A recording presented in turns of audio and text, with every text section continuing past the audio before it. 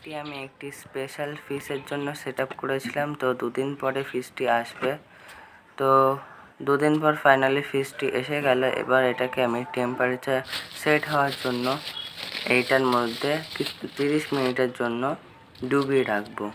তো কোয়ালিটিটা খুব ভালো দিয়েছে, আর প্লাস্টিকের তলা দিয়ে জল পড়ছিল কেন জানি না। 30 মিনিট হয়ে গেছে। তো এবার এটাকে আমি জলে ছেড়ে দেবো।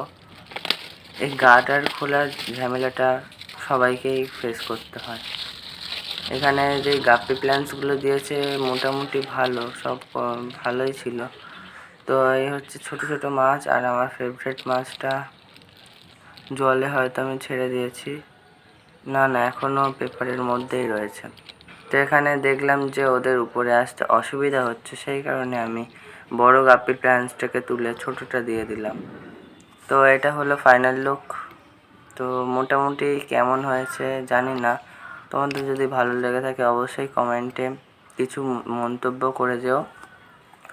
আর এরকম আরও ভিডিও দেখার জন্য আমাদের চ্যানেলটিকে সাবস্ক্রাইব করো। Bye, thank you for watching.